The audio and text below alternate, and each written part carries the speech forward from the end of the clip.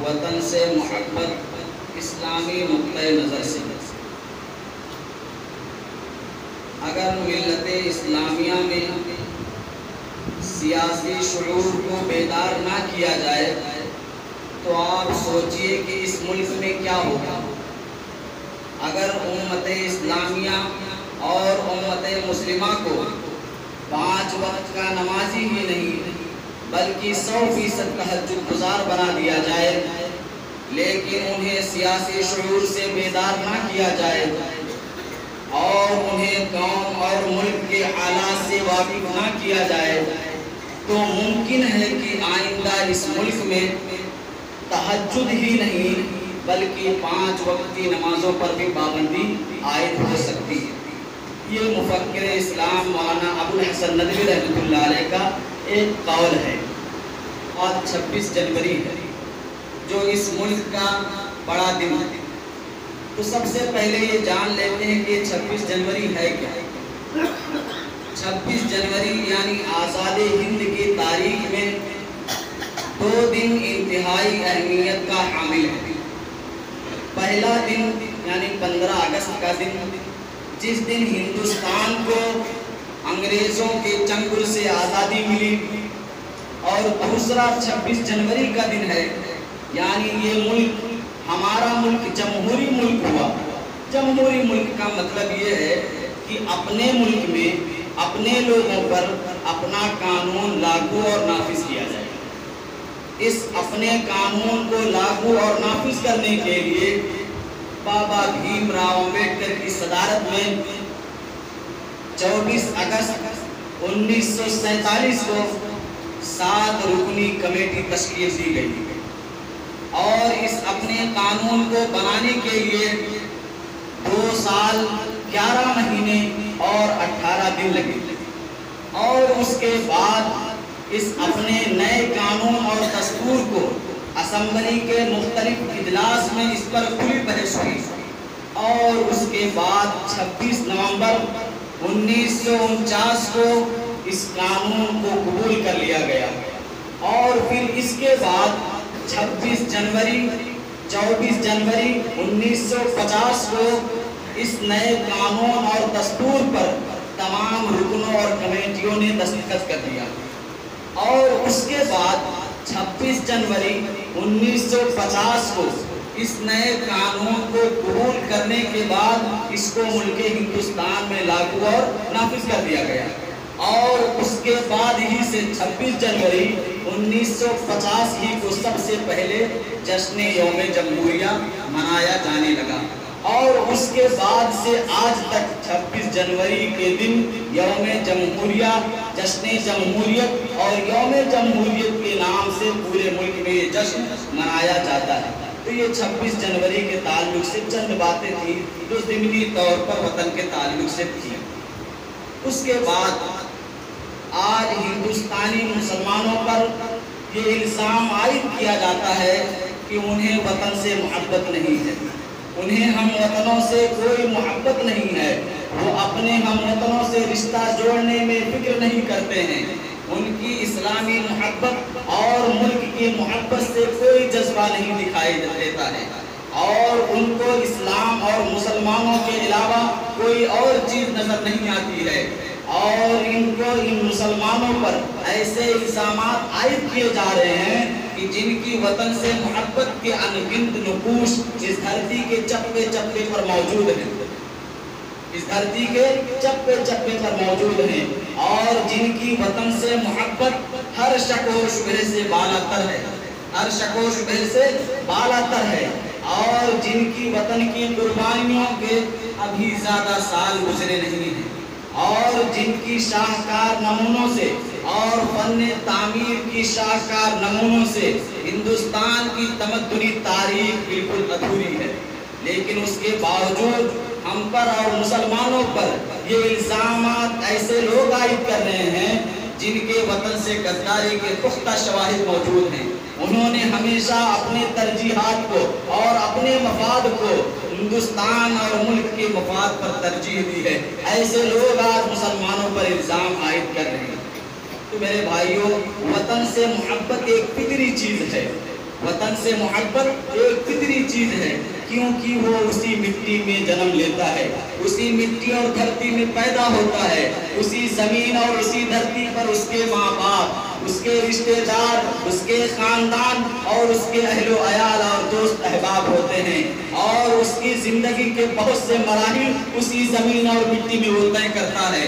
और बहुत सारे लोगों से उसके रिश्ते होते हैं। इसीलिए इंसान के अंदर वतन से मोहब्बत ये फितरी चीज है, और इस्लाम इस फितरी मोहब्बत की कदर करता है, और इस फितरी मोहब्बत के इजहार पर इस्लाम कदगन नहीं लगाता है। इसीलिए कोई भी इस फितरी मोहब्बत की वजह से अपने वतन से खुश होकर, राजी होकर, रग़बत व मोहब्बत के साथ दूरी अख्तियार नहीं करता है, चाहे वो पढ़ाई हो, मुलाजिमत और नौकरी हो, या इसी तरह से कारोबारी मसरूफियात हों, या इसके अलावा दीगर दीनी या दुनियावी मकासिद होते हैं, जिसकी वजह से एक इंसान दिल पर जबर करके और पत्थर रखकर वतन से दूरी अख्तियार करता है, लेकिन फिर भी उसके दिल में हर वक्त वतन से मोहब्बत पैदा होती है, और हर वक्त उसके दिल में वतन की मोहब्बत जिंदा रहती है, और वो दिल में ये तमन्ना और ख्वाहिश करता है कि काश मेरे पर लग जाएं और मैं उड़कर अपने वतन जा पहुंचूं, और मैं उड़कर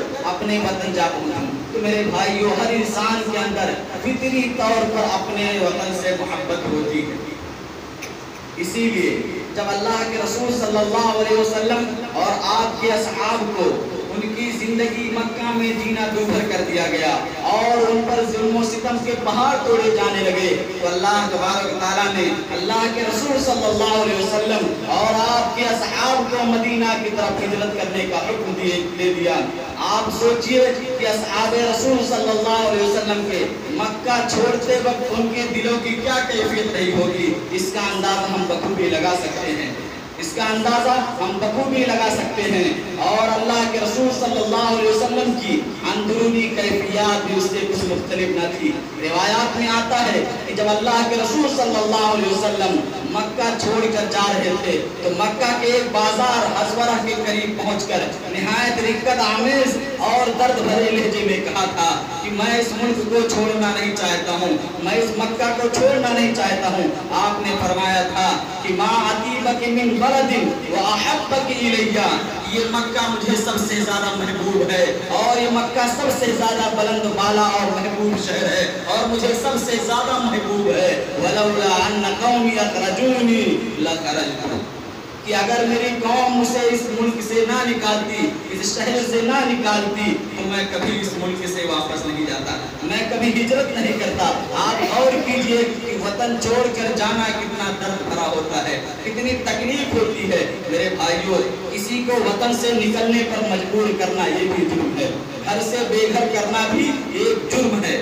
कुरान मजीद हमारे सामने बनी इस्राइल के उस मीसाक इलाही की याद दिलाता है कि जिसमें एक दूसरे के खून बहाने को और एक दूसरे को घर से बेघर करना जुर्म करार दिया है। और कुरान मजीद साथ ही इस बात की सराहत करता है कि उन्होंने उस खिलाफ वर्जी की, उस मीसाक इलाही के खिलाफ वर्जी की, और अपने चंद दुनियावी मफाद के खातिर अपने भाइयों के दुश्मन बने और अपने भाइयों ही को घरों से निकाल दिया था। अल्लाह तबारक तआला इरशाद फरमाता है, वइदा अखज़ना मीसाककुम ला तस्फिकून दिमाअकुम वला तुखरिजून अनफुसकुम मिन दियारिकुम सुम्मा क़ररतुम व अंतुम तशहदून, कि हमने बनी इस्राइल से अहद व मीसाक किया कि तुम अपने भाइयों का खून नहीं बहाओगे, तुम अपने भाइयों का खून नहीं बहाओगे, तुम अपने भाइयों को घर से बेघर नहीं करोगे। उसके बाद अल्लाह तबारक तआला फरमाता है, सुम्मा क़ररतुम, इस बात का तुमने इकरार भी किया, व अंतुम तशहदून, और हमने तुमको ही इस पर गवाह बनाया।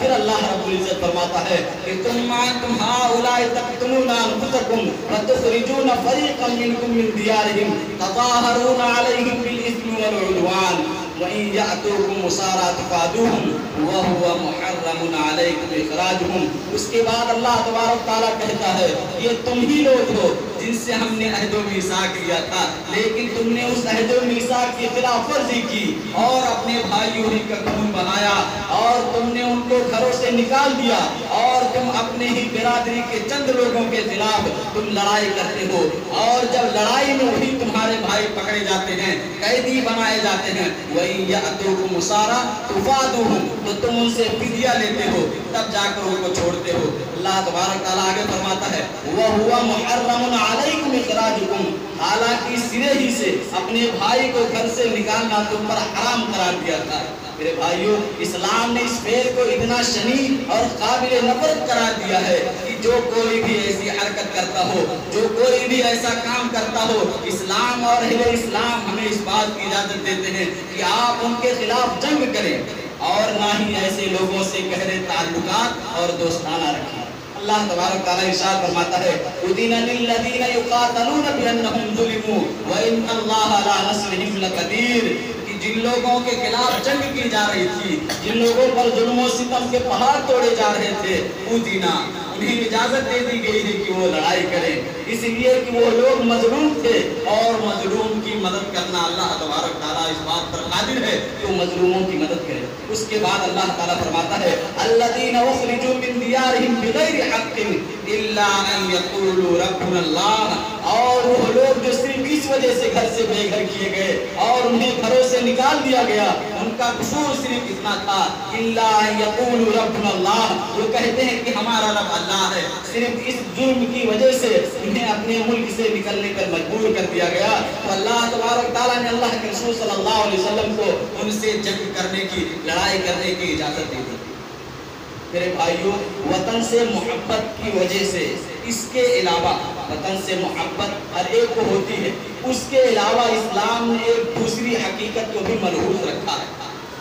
کہ اسلام کی خاطر وطن کی محبت کو قربان کر دینے کا حکم دیتا ہے۔ اگر کبھی ایسے حالات پیدا ہو جائیں کہ آپ کو اپنے ایمان پر رہنا ناممکن ہو، تو ایسے حالات میں آپ وطن کی محبت کو قربان کر دینے کا حکم دیا گیا ہے، اور ایسے لوگوں کو کہا گیا ہے کہ آپ کہیں اور جا بسیں، اللہ کی زمین بہت کشادہ ہے۔ اللہ تبارک تعالیٰ ایسے لوگوں کے لیے دنیا میں بھی اجر و ثواب کا وعدہ کیا ہے، اور آخرت میں بہت بڑے اجر و ثواب کی بشارت بھی دیتا ہے۔ اللہ تبارک تعالیٰ ارشاد فرماتا ہے والذین ہاجروا فی اللہ من بعد ما ظلموا لنبوئنہم فی الدنیا حسنہ ولأجر الآخرۃ اکبر، کہ جو لوگ ظلم ہونے کے باوجود، پریشان ہونے کے باوجود اللہ کی راہ میں اپنے وطن اور ملک کو چھوڑ دیتے ہیں، لنبوئنہم فی الدنیا حسنہ، تو ان کے لیے دنیاوی زندگی میں بھی اچھائی اور بھلائی کا وعدہ ہے، وَلَأَجْرُ الْآخِرَةِ أَكْبَرُ، اور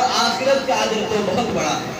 ایک دوسری آیت میں اللہ تبارک تعالیٰ نے فرمایا کہ ثُمَّ إِنَّ رَبَّكَ لِلَّذِينَ هَاجَرُوا مِن بَعْدِ مَا فُتِنُوا ثُمَّ جَاهَدُوا وَصَبَرُوا إِنَّ رَبَّكَ مِن بَعْدِهَا لَغَفُورٌ رَحِيمٌ، کہ جو لوگ اللہ کے راستے میں ستائے گئے، انہوں نے اللہ کے خاطر وطن کو چھوڑ دیا، انہوں نے جہاد کیا اور صبر کیا مصائب اور مشکلات پر، تو اللہ تبارک تعالیٰ بخشنے والا اور رحم کرنے والا ہے۔ میرے بھائیوں، یہ چند باتیں تھیں کہ آدمی کو اپنے وطن سے محبت فطری طور پر ہوتی ہے، اور اسلام ان تمام تر محبتوں کی قدر کرتا ہے۔ اس کے علاوہ بہت ساری ایسی آیتیں ہیں اور بہت ساری ایسی حدیثیں ہیں جس میں اپنے وطن سے محبت کا ثبوت ملتا ہے۔ جب اللہ کے رسول صلی اللہ علیہ وسلم اور آپ کے اصحاب نے مدینہ کی طرف ہجرت کی، تو اللہ کے رسول صلی اللہ علیہ وسلم اور آپ کے اصحاب کے دلوں میں مدینہ کی بھی محبت ویسی ہی اللہ تبارک تعالیٰ نے پیدا کر دی جیسی ان کے دلوں میں مکہ کی محبت تھی، اور وہاں کی تمام چیزیں ان کے دلوں میں ایسے ہی رچ بس گئیں جیسے مکہ کی چیزیں ان کے دلوں میں رچ بس گئی تھی۔ اور اس کا ایک سبب یہ تھا کہ اللہ کے رسول صلی اللہ علیہ وسلم کی دعاؤں کا نتیجہ تھا۔ جب صحابہ کرام نے مدینہ کی طرف ہجرت کی تو وہاں کی آب و ہوا شروع میں صحابہ کرام کو راس نہ آئی،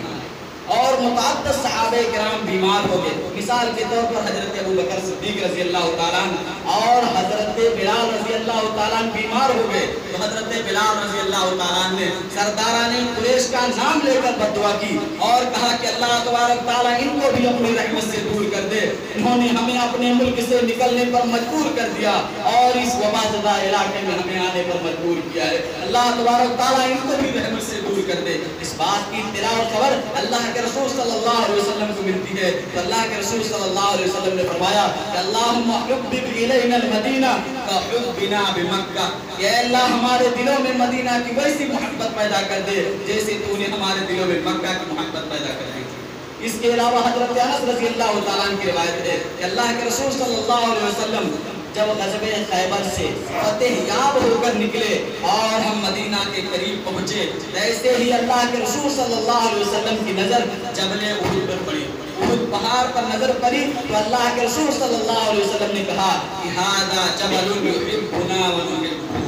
یہ وہ پہاڑ ہے، یہ وہ پہاڑ ہے جس سے ہم محبت کرتے ہیں اور یہ ہم سے محبت کرتا ہے۔ اس کے علاوہ بہت ساری دعائیں ہیں کہ اللہ کے رسول صلی اللہ علیہ وسلم نے مدینہ اور اہل مدینہ کے لیے دعائیں کی ہیں۔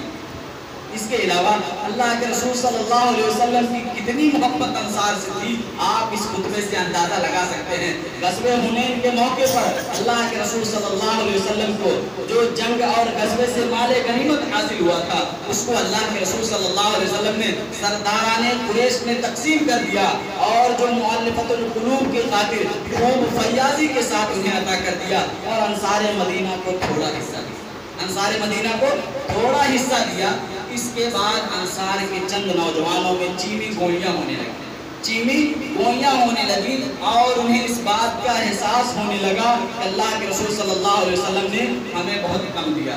ہمارا جو حق تھا اس حق سے ہمیں اللہ کے رسول صلی اللہ علیہ وسلم نے کم دیا ہے۔ تو اللہ کے رسول صلی اللہ علیہ وسلم کو اس بات کی خبر ملی تو اللہ کے رسول صلی اللہ علیہ وسلم نے ان تمام لوگوں کو ایک جگہ جمع کیا اور اس کے بعد ایک مؤثر اور بلیغ خطبہ دیا۔ اللہ کے رسول صلی اللہ علیہ وسلم نے فرمایا تھا کہ اترضون ان يذهب الناس الشاة والبعير، کہ کیا تم لوگ اس بات پر خوش نہیں ہو کہ لوگ اپنے گھروں میں اونٹ اور بکریاں لے کر جائیں گے، لوگ اپنے گھروں میں اونٹ اور بکریاں لے کر جائیں گے اور تم لوگ اپنے گھروں میں اللہ کے رسول صلی اللہ علیہ وسلم کو لے کر جاؤ گے۔ پھر اللہ کے رسول صلی اللہ علیہ وسلم نے کہا کہ اگر میں ہجرت نہ کرتا تو میں انصار ہی کا ایک فرد اور ایک شخص ہوتا۔ پھر اللہ کے رسول صلی اللہ علیہ وسلم نے انصار مدینہ کی محبت بھرے جملے میں خطاب فرمایا اور کہا کہ اگر انصار مدینہ کسی ایک وادی اور ایک گھاٹی میں چلے اور میں دوسرے لوگ کسی دوسری وادی اور گھاٹی میں چلے تو میں انصار کی وادی اور گھاٹی میں چلوں گا۔ اس کے بعد اللہ کے رسول صلی اللہ علیہ وسلم نے فرمایا کہ الناس شعار، کہ الانصار شعار، اللہ کے رسول صلی اللہ علیہ وسلم نے انصار کو اندرونی کپڑے سے مثال دے کر فرمائی اور کہا کہ انصار اندرونی کپڑے کی طرح ہیں جو بدن سے بالکل متصل ہوتا ہے۔ اس کو ہم سمجھنے کے لیے بنیان کہہ سکتے ہیں، جو ہم بنٹی پہنتے ہیں، سمجھنے کے لیے بات آپ سمجھ سکتے ہیں۔ اللہ کے رسول نے انصار کو اندرونی کپڑے سے مثال دی اور کہا کہ یہ وہ اندرونی کپڑے ہیں جو جسم سے بالکل ٹچ رہتے ہیں، بالکل متصل رہتے ہیں۔ اس کے بعد فرمایا والناس بسار، اور لوگ باہری کپڑے ہیں جس کو ہم کرتا پائجامہ یا شرٹ کہتے ہیں۔ دوسرے لوگوں کی اس طرح مثال دی۔ راوی کہتے ہیں کہ جب انصار مدینہ نے یہ تمام باتیں سنی تو بے ساختہ تمام لوگ رو پڑے اور ان کی داڑھیاں آنسوؤں سے تر ہو گئی اور ان تمام لوگوں نے اٹھ کھڑے ہوئے اور کہا کہ ہم اللہ کے رسول صلی اللہ علیہ وسلم کی اس تقسیم پر راضی اور خوش ہیں۔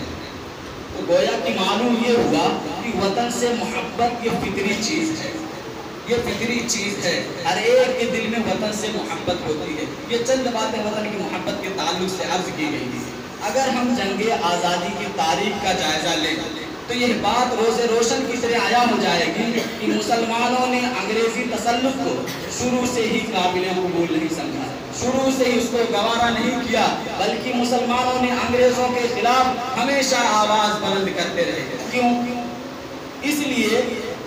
کہ انگریزوں نے ہندوستان مسلمانوں سے چھینا تھا، اسی لیے مسلمان انگریزوں کو اپنا غاصب مانتے تھے اور اس غاصبانہ قبضے کے نتیجے میں مسلمان ہمیشہ ان سے لڑائیاں کرتے رہے، ان کے خلاف جنگ کرتے رہے اور لاکھوں قربانیاں پیش کی۔ میرے بھائی جو میں کہنا چاہتا ہوں، جو میں سمجھانا چاہتا ہوں، آپ اس کو دور دور سے سمجھیے۔ مسلمانوں نے بے شمار لاشیں دی اور قربانیاں پیش کی، لیکن جب ان تمام لڑائیوں کا اور ان تمام تر جد و جہد کا، ان تمام تر محنت کا نتیجے کا وقت آیا، پھل کا وقت آیا تو اس میں برادران وطن بھی شامل ہو گئے، اس میں برادران وطن بھی شامل ہو گئے، اور اس کے بعد انگریزوں کی مکاری اور چند متشدد لوگوں کی عیاری سے ہندوستان تقسیم ہو گیا۔ ہندوستان کے تقسیم ہونے کے باوجود بعد آزادی کے معنی اور مطالب بدل گئے، آزادی کے ہیرو بدل گئے۔ ہندوستان میں انگریزوں کے تسلط میں جو تعاون اور مدد کرنے والے تھے وہی آزادی ہند کے رہبر بنا دیے گئے، اور جنہوں نے لاشیں دی، جنہوں نے قربانیاں پیش کی، جن کی جائیدادیں ضبط کی گئی، آج ان کو اور ان کی اولاد کو غدار کہا جاتا ہے۔ تعجب ہے اور افسوس اس بات پر ہوتا ہے کہ آج ان سرفروش مجاہدین کو بالکل ہی بھلانے کی کوشش کی جا رہی ہے، جن کی وجہ سے آج ہمیں آزادی ملی تھی، آج ہمیں آزادی ملی تھی۔ مسلمانوں نے انگریزوں سے لڑائی اس وقت کی تھی جب ہندوستان کانگریس کے وجود سے خالی تھا، جب ہندوستان کانگریس کے وجود سے خالی تھا۔ میرے بھائی ایک بات یہ بھی بتا دوں کہ آزادی ہند کی تاریخ آپ کبھی 1857 سے بالکل نہ شروع کریں، آپ کبھی آزادی کی تاریخ 1857 سے بالکل نہ شروع کریں، یہ بہت بڑی تاریخی غلطی ہے۔ آج ہی یہ بات اپنے ذہن میں نوٹ کر لیں۔ سب سے پہلے آزادی کی لڑائی لڑی تو سب سے پہلے 1757 میں بنگال کے ایک دلیر اور خوددار حکمراں سراج الدولہ نے انگریزوں کے خلاف جنگ کی، اور ان کے جنگ کے بعد شیر میسور ٹیپو سلطان نے 1791 میں ان کے خلاف جنگ کی۔ ان کی شہادت کے بعد انگریزوں کے لارڈ ہاؤس نے اس بات کا اعلان کر دیا تھا کہ ٹیپو سلطان کی شہادت اور وفات کے بعد آج سے ہندوستان ہمارا ہے، اور ٹیپو سلطان کی وفات کے بعد سید احمد شہید رحمۃ اللہ علیہ اور علامہ اسماعیل شہید رحمۃ اللہ علیہ نے انگریزوں کے خلاف جنگ کی، اور اس کے بعد 1781 میں بالا کوٹ کی پہاڑی پر انہوں نے جام شہادت نوش کی، اور اس کے بعد 1857 میں جنگ آزادی کی لہر تیز ہو گئی، اور پھر اس کے بعد اسلام کی جیالے اٹھ کھڑے ہوئے، اور اس کے بعد میرے بھائیوں 1858 میں مولانا صادق پور رحمۃ اللہ علیہ کی قربانیاں سر فہرست ہیں، اور صادق پور کی گلیاں شہیدان وطن سے لالازار ہیں۔ میرے بھائیوں، وطن کے لیے ہم نے قربانیاں دی ہیں، ہم نے لاشیں بچھائی ہیں، اور ہم سونے کے تختے پر چڑھے ہیں، تب جا کے ہندوستان کو آزادی ملی ہے۔ آج ہمیں ثبوت پر پیش کرنے کے لیے کہا جا رہا ہے، آج ہمیں حب الوطنی کے لیے سرٹیفکیٹ مانگا جا رہا ہے۔ میرے بھائیوں، ہم نے تب قربانیاں دی ہیں جب ہندوستان میں کانگریس کے وجود سے خالی تھا۔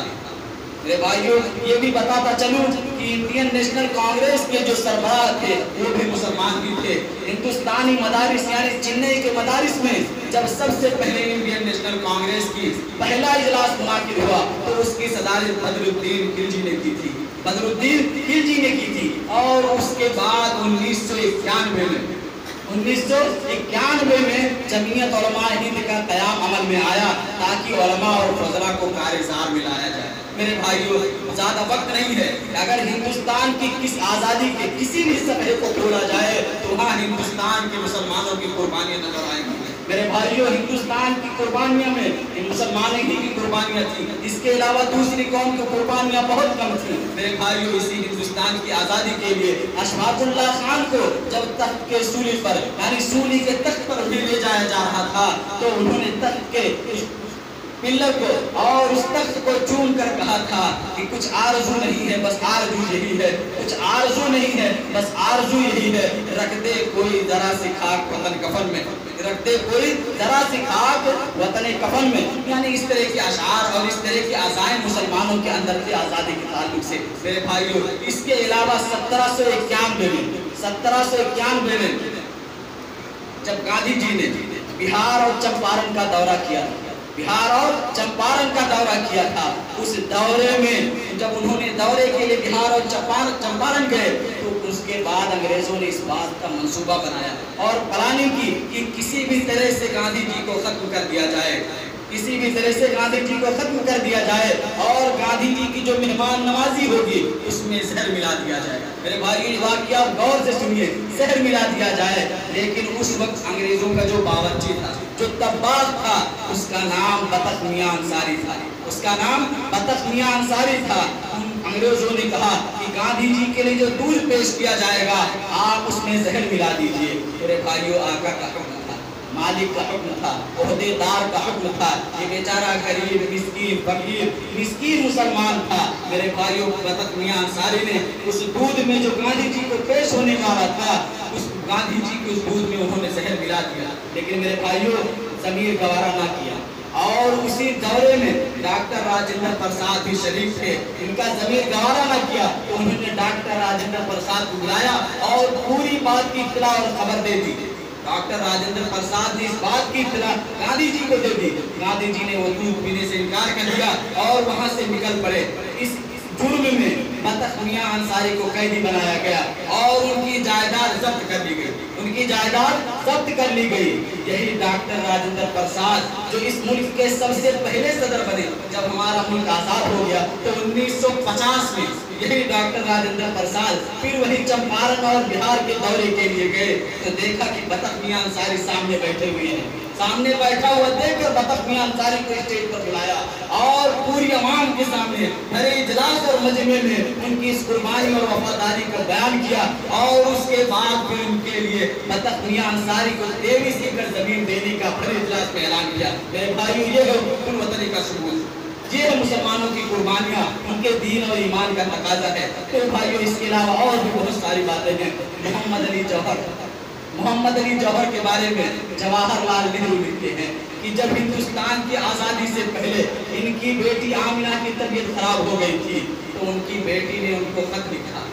उनकी बेटी ने उनको खत लिखा और कहा कि अब्बा जान, मैं टीबी की मर्ज में मुब्तला हूँ और मैं आपसे मुलाकात की तमन्ना और आरज़ू रखती हूँ। मेरे भाइयों, कलेजे पर हाथ रखे मोहम्मद अली जौहर का जवाब सुनिए। वो कहते हैं कि ऐ मेरी बेटी, जब तक मेरा मुल्क आज़ाद है तब तक मैं तुमसे मिल नहीं सकता। और कितनी कुर्बानियाँ बयान की जाएं। मेरे भाइयों, इसी तरह से दिल्ली के अमृतसर में जलियांवाला बाग में अंग्रेजों की अंधाधुंध फायरिंग से लाखों हिंदू मुस्लिम की जाने गई थी। मेरे भाइयों, फिर भी आज हमसे कबूल वतनी का सर्टिफिकेट मांगा जा रहा है, हमसे फिर भी कबूल वतनी का सर्टिफिकेट मांगा जा रहा है। हमें कबूल वतनी के लिए, वतन से मोहब्बत के लिए सर्टिफिकेट पेश करने की जरूरत नहीं है, बल्कि ये हमारे दीन और ईमान का तकाजा है। हमारे नबी की सीरत ने हमें वफादारी सिखाई है, इस्लाम हमें गद्दारी नहीं सिखाता है। इस्लाम और अल्लाह और उसके रसूल हमें वफादारी का सबक देते हैं। मेरे भाइयों, इसके अलावा बहुत सारी बातें हैं।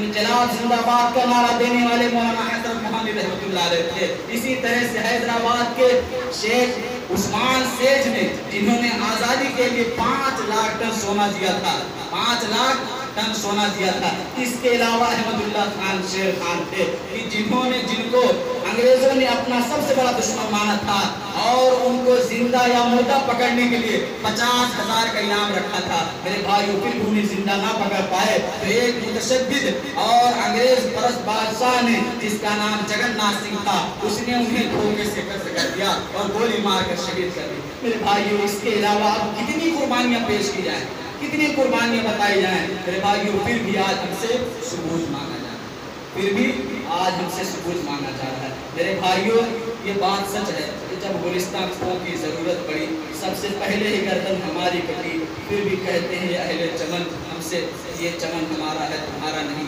मेरे भाइयों, मुसलमान यहाँ का शहर ही नहीं बल्कि इस दस्तूर और कानून में भी शरीक रहा है। मौलाना हज़रत खानी रहमतुल्लाह अलैह जो नया कानून और दस्तूर बनाया गया था, उसके सदस्य भी थे। मेरे भाइयों, इन तमाम तर बातों के अलावा और भी बहुत सारी ऐसी बातें हैं कि जिनसे हुब्बुल वतनी का और मुसलमानों ने अपने मुल्क से वफादारी का सबूत पेश किया है। इन्हीं चंद बातों पर अपनी तकरीर को खत्म करता हूँ। आखिर में दुआ है अल्लाह तबारक तआला हम में से जो मुसलमान बीमार हैं उन्हें शिफाए कामिल आवाज़ अता फरमा। ऐ अल्लाह, हम में से जो परेशान हाल है उनकी परेशानी को दूर कर दे।